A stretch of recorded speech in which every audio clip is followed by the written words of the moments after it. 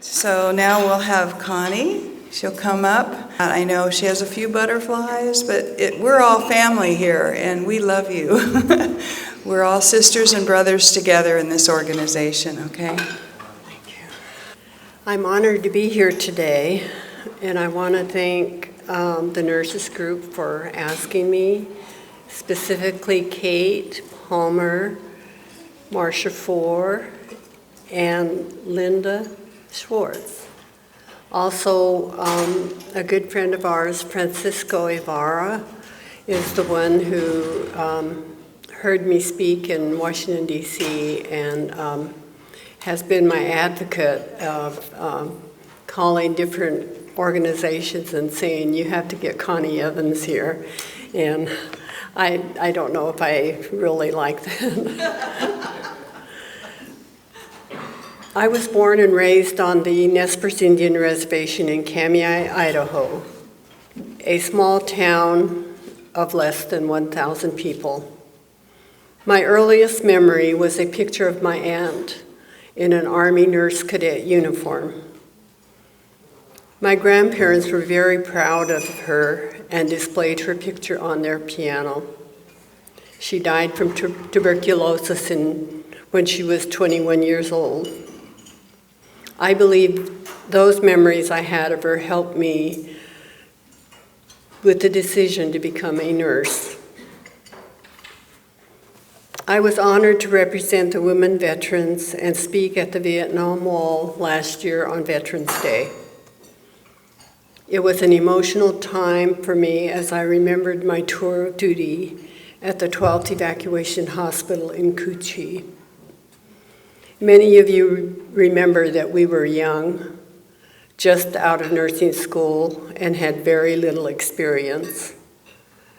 My experience was working 1 year on the pediatric ward at Fort Sam Houston, Texas, prior to leaving for Vietnam.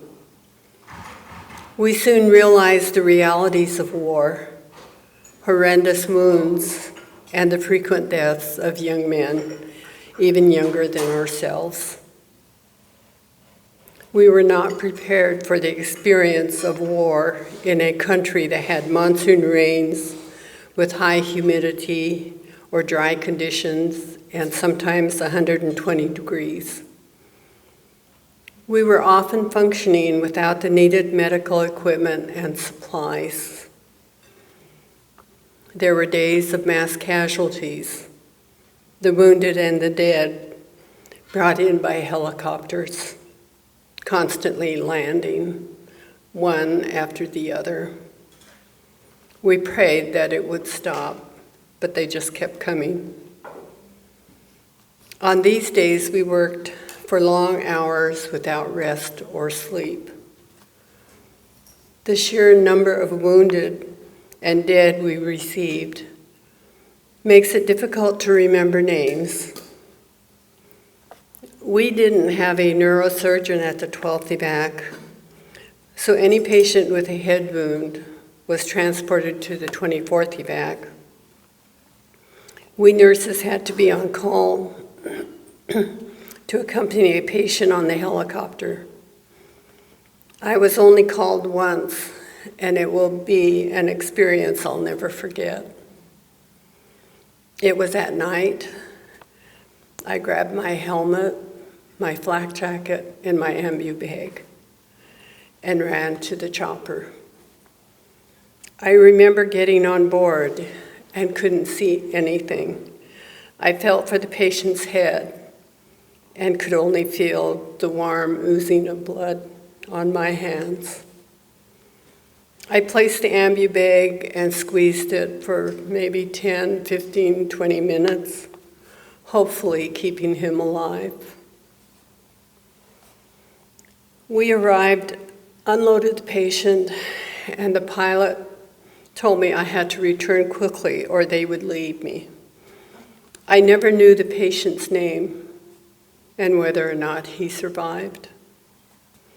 That is one of the reasons I had such difficulty in visiting the Vietnam Wall the first time. I felt so numb, almost emotionally detached. as I looked at names on the wall from 1966 to 1967, and I could not recognize a single name. The second time I visited, the tears finally came. One of my best friends in Vietnam and I decided to go indefinite in the Army Nurse Corps so we could go to Germany. However, a week before departure, I was diagnosed with hepatitis. I was hospitalized at the 12th, and my friend and others left me. I was told that I would be medevaced from Cu Chi. When they told me that I was to be transported by litter to Saigon, I refused and said I wasn't putting on pajamas. I was going to wear my fatigues and boots and walk on the plane, and I did. However, when I arrived at Saigon, they immediately took my fatigues and boots and gave me pajamas. The doctors made rounds on all the patients. They came in groups and went down the whole corridor, and they read the diagnosis and told them where they were going to be transported to. And they told me I was going to Japan. I told them I was past my DROS and I wasn't going to Japan. And they said, sorry, but you are. I quickly followed them all over and told them to contact whoever to get my orders changed.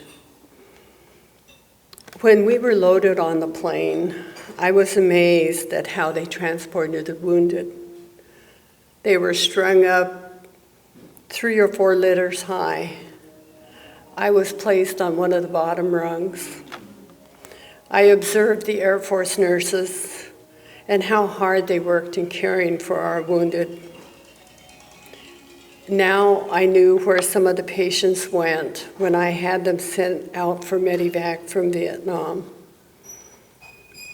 By the time we landed in Japan, my orders were changed to Madigan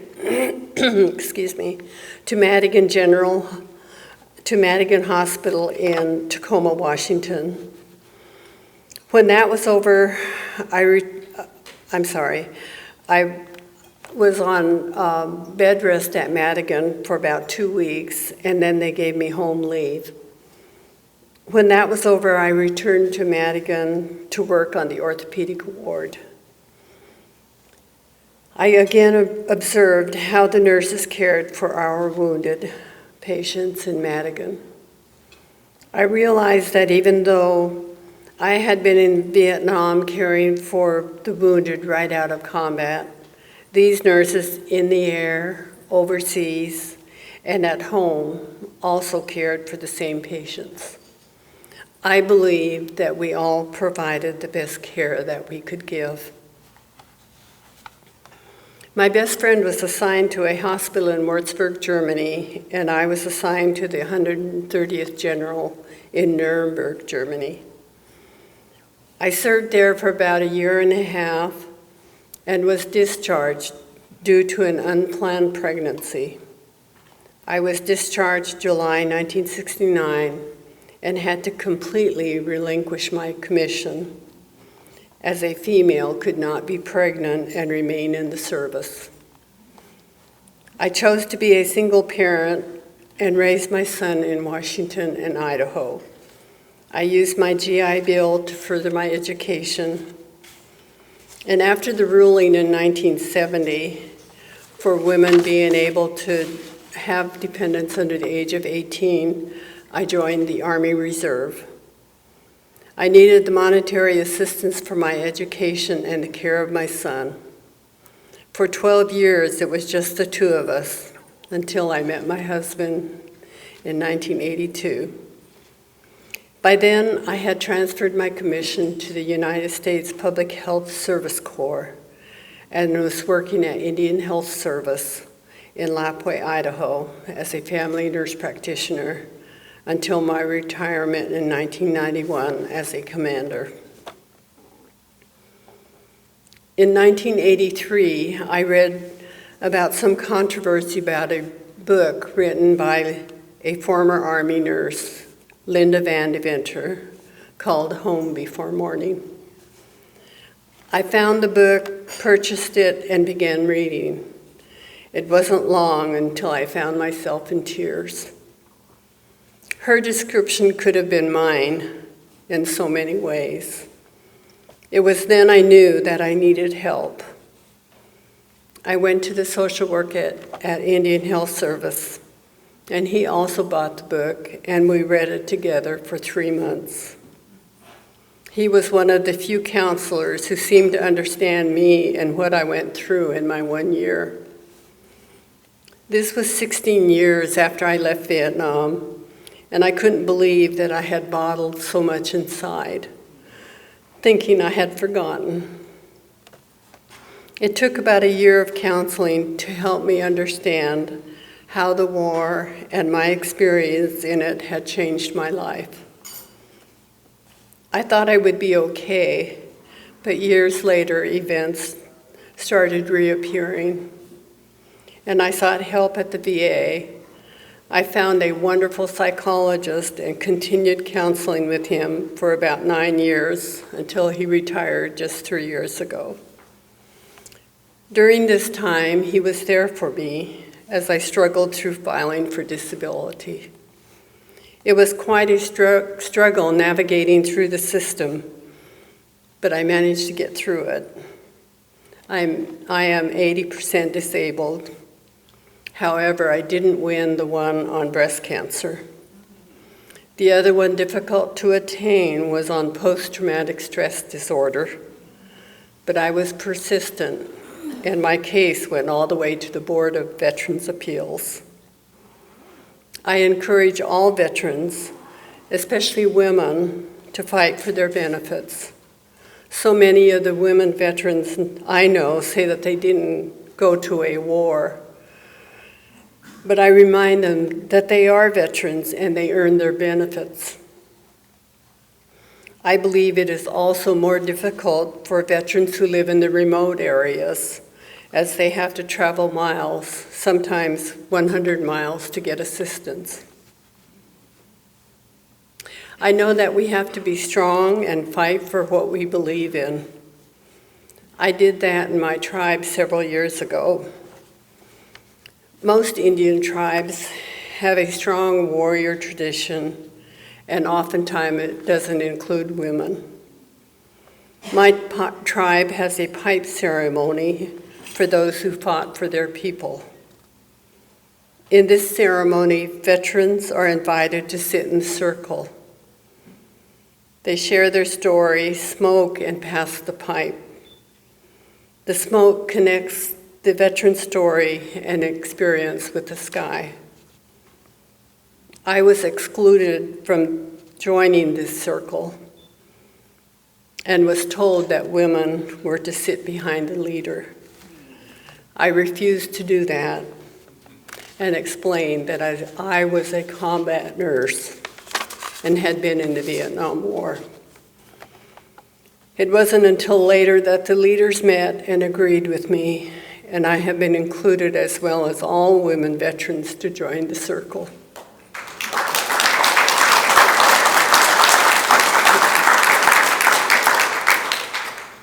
Joining the Army helped me in many ways, seeing the world, furthering my education, working at my home reservation, and retiring. Most of all, the friends that I have made on the way. Even though I've lost some of my special friends whom I worked with in Vietnam. Thank you for asking me to come speak this morning. I have enjoyed meeting new people, especially knowing that many of us share the same experiences serving our homeland and humanity. Thank you, and God be with you until we meet again.